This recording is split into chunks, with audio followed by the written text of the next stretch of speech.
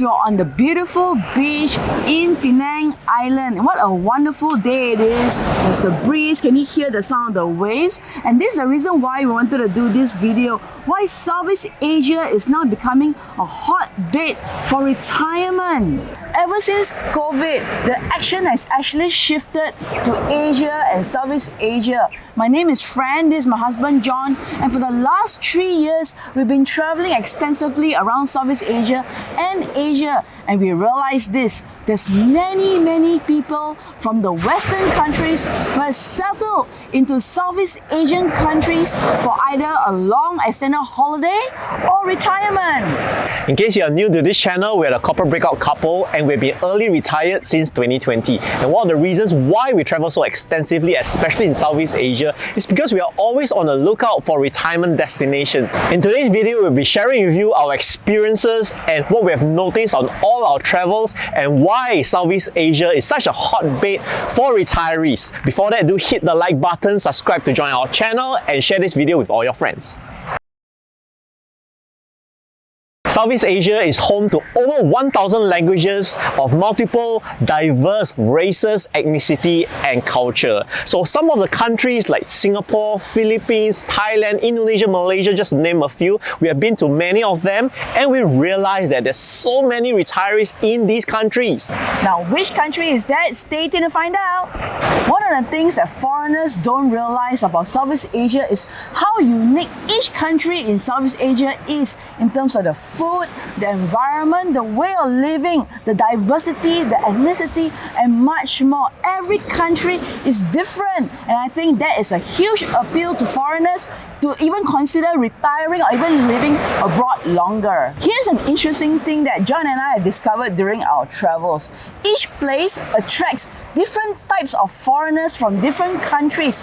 For example, Hua Hin, which is a little seaside town in Thailand, attracts a lot of Germans. That's right. For some reason, we don't know, right? I cannot explain. Germans love to live in Hua Hin. They actually end up marrying locals and they raise their kids there.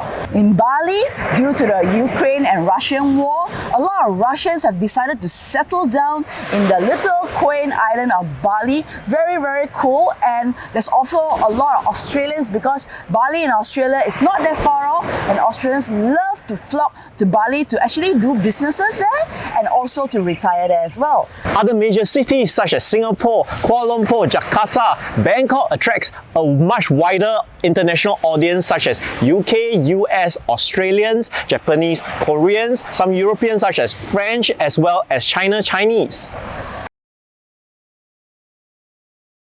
You know, ever since COVID hit in 2020, prices have shot up like crazy. Real estate, cost of living.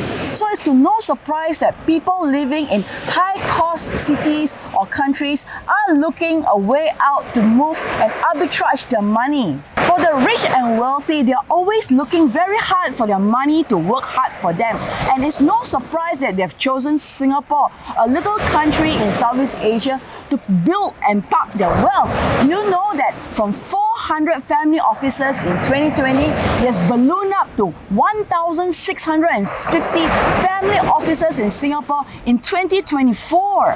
The latest wave of rich and wealthy people coming into Singapore are no longer just the people from China, but it's actually the people from India. They're bringing in all their wealth to set up family offices, create businesses in Singapore. So you can expect a bigger influx of rich and wealthier people coming to Singapore over the next few years. It's no surprise that Singapore is chosen as a regional hub for Southeast Asia because of its stability, safety, and its relationship with the international partners. Not to mention the proximity to all the different countries in Southeast Asia as well as Asia. While people are flocking into Singapore, the Singaporeans are actually looking to arbitrage their money into different countries in Southeast Asia as well, namely Malaysia and Thailand. So if you're thinking, oh, Singapore is getting all the business, is getting all the crowds. No, have no fear. Malaysia is attracting its own group of audiences as well, especially businesses that want to come and do business in Malaysia. And of course, the free trade zones as well as the SEZ in Johor Bahru is now currently a big major attraction and a hotbed for investors. It is no surprise that the Southeast Asian countries are individually attracting their own foreign direct investments, whether it's Thailand, Indonesia, or even Vietnam that we have been to for one entire month. You can really see the progress and the developments in each of the different major cities in Vietnam alone. Even Philippines as well, they have this huge program to build, so that the infrastructures are ready to handle a lot of foreign investments, a lot of foreign interest to invest in that particular country, and we see all over the Southeast Asian countries. In Vietnam, I was so surprised about how fast the Wi-Fi and the internet data speed was, because in Malaysia and in Singapore, Vietnam, when I compare, is actually faster.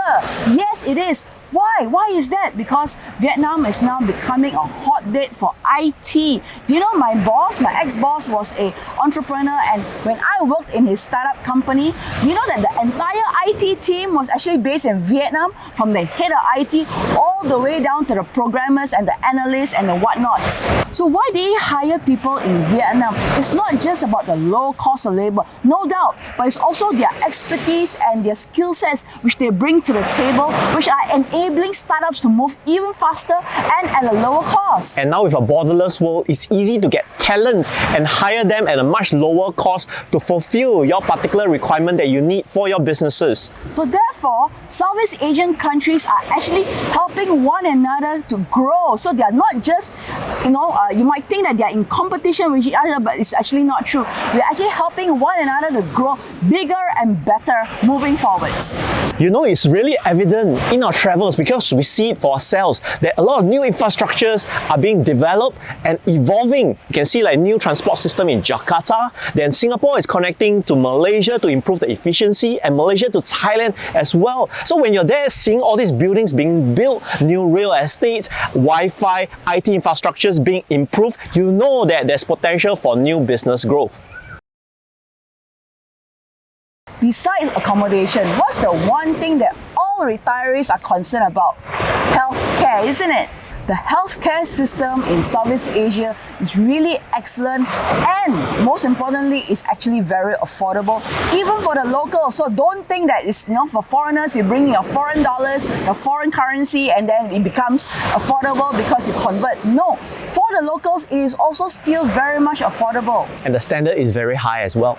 In this recent article, a 22-year-old American man passed away because he could not afford his inhaler. So he actually thought he could do without, and unfortunately, he passed away because of his asthma.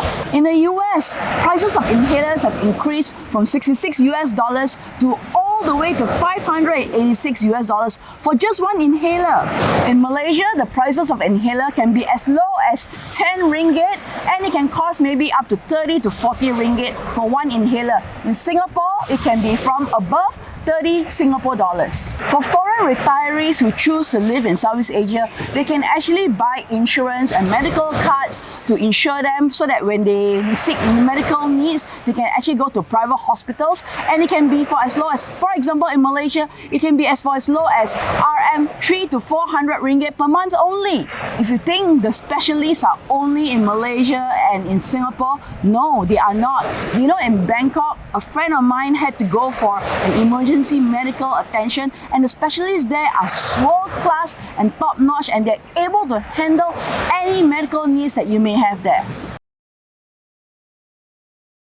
It's no wonder Southeast Asia has tremendously increased its marketing appeal as a retirement destination. And just check out their visa requirements, which are a lot more relaxed and quite easy to meet. For example, the Thai Elite Visa for Thailand, retirement kitas for Indonesia, Malaysia, you have your MM2H, you have your Sarawak MM2H. These requirements make it easier for foreign retirees to come and reside in these countries long term.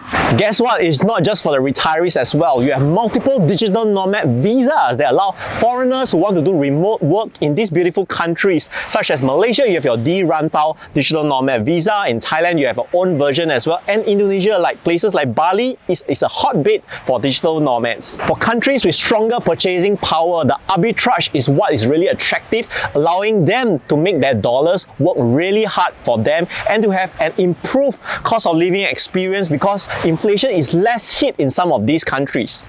We truly believe that Southeast Asia's beauty beauty and the wonder and the offerings are just being slowly discovered by people far away living in other countries. So it's just getting started. This is the reason why John and I are doing so many videos on Southeast Asia, because each country is so uniquely beautiful and it will take us decades to actually explore each and every country in depth.